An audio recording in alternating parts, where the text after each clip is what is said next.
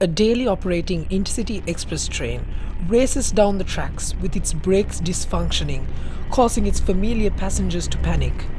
The speed of the fated train is on the rise every second, rumbling the ground notoriously before tipping off an elevated curb and being scattered all over the ground. In today's video, we will be unveiling a disaster that shook many but is relatively not talked about. The 2002 Rambukkana Train Disaster that took the lives of 17 people and injured hundreds. What exactly happened? Well, let's find out. It was a typical Saturday morning at the Colombo Fort railway station. The date 12th of January 2002, which happened to be the Durtu full moon Poya day and the day prior to the Hindu Thai Pongal festival. Train number 109, famously known as the Kandy Intercity Express, was ready to depart Colombo Fort railway station at 7 a.m. with a German-manufactured Class M6 locomotive numbered 788. The intercity was signaled for departure and departed Colombo Fort and reached Kandy without any disruptions. It so happened that the Kandy railway station was busier than usual as the Thai Pongal festival was the following day and passengers were travelling in higher numbers. Due to overcrowding in other trains, the intercity, which had arrived from Colombo with class M6 788, was rotated and scheduled as a special intercity train returning back to Colombo.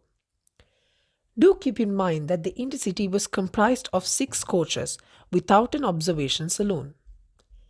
Mr. H.A.J. Sirisena, famously known as Ajit Sirisena, who is a prominent and well-skilled driver from the 1985 batch, was given the responsibility to safely guide the train back to Colombo Fort, ensuring a smooth ride to his passengers. After the train departed Kandy, everything went smoothly until the train entered the Kadugannava decline, where there is a steep 45:1 downward gradient.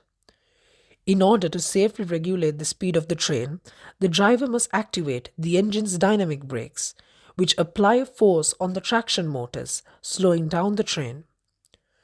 The dynamic brakes are controlled by a lever in the cab with 8 positions. The driver, Mr. Ajit Sirisena, noticed that his engine was not responding to the first and second positions.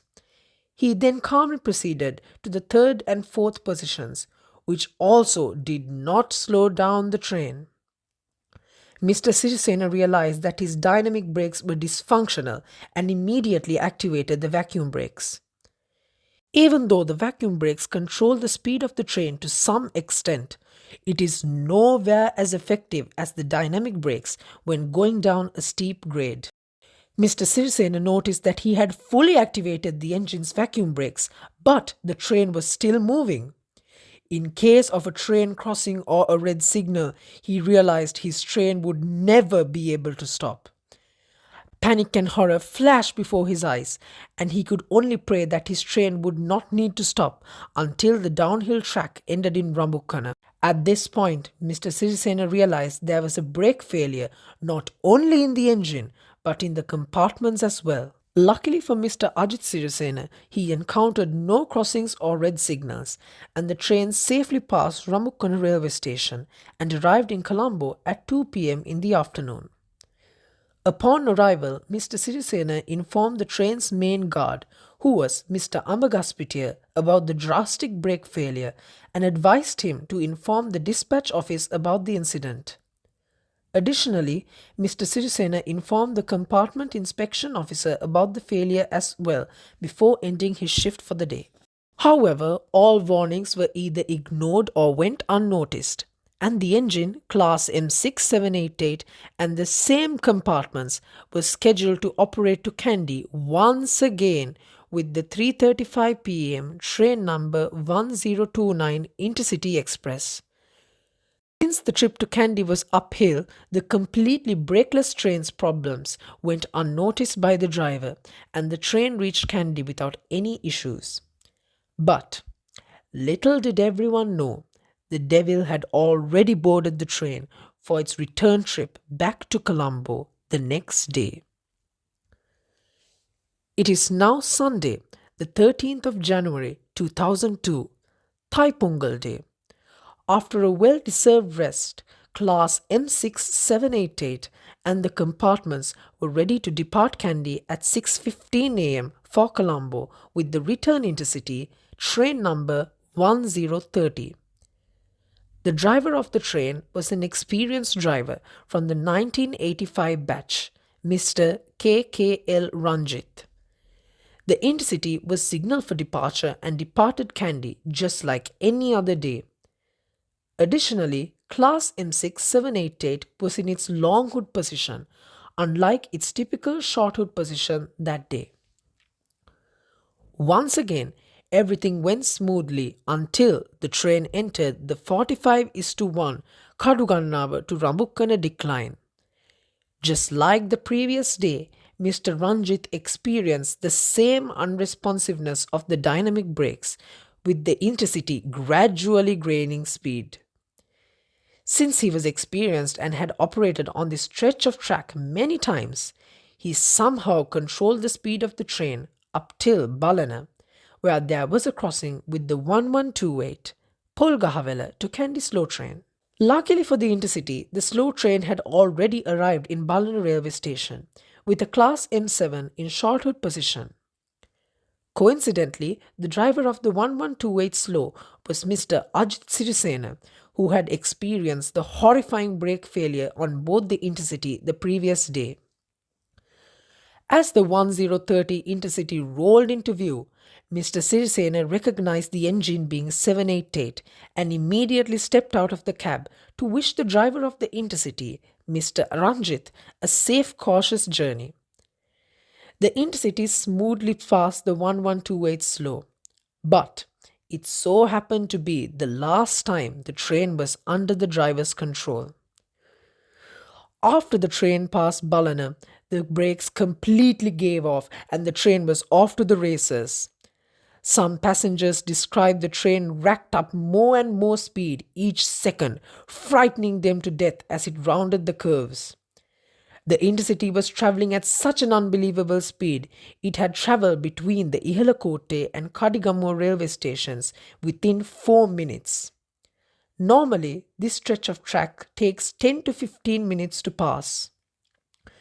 Miss Jayandrani Disanayaka, who was a passenger on the doomed train, stated that the passengers couldn't see anything outside the window as the train was travelling at such a breakneck speed, and tunnels and trees raced by unnoticed. It was a few minutes past 7 am, and the intercity approached the village of Kirivallapitiya, a small village outside of Ramukuna, at rocket speed.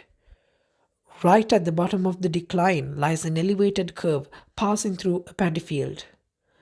The ground in Kirivallapitiya rattled violently as the out-of-control intercity raced past the curve, with the compartments detaching from the engine, toppling off the curve and smashing into the paddy field, landing on top of each other, sending luggage in the luggage racks fly across the compartment and knocking many passengers unconscious.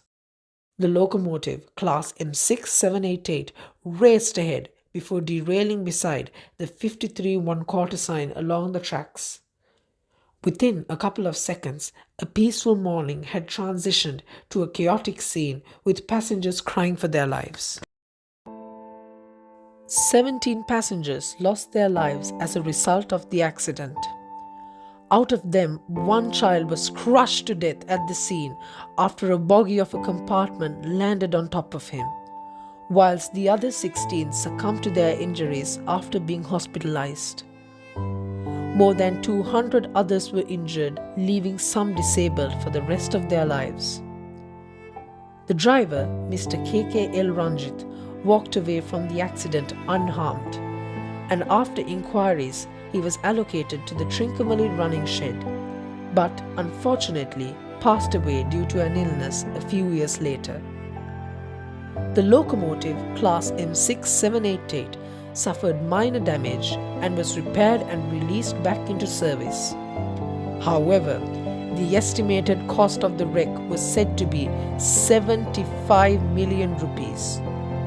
The damaged coaches were abandoned and seen near the Ramukuna railway station for years, but now have been removed and were probably scrapped. After launching an investigation on the accident, it was revealed that the drivers who had operated M6788 before had mentioned that the dynamic brakes were faulty more than 7 times in the trip card book.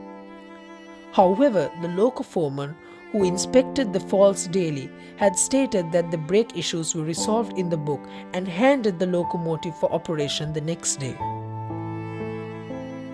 At the end, no one stepped forward to take responsibility for the tragedy, and the accident was slowly forgotten. 23 years later, the 2002 Rambukkana train accident remains as one of the worst and most upsetting disasters in the history of Sri Lankan railways.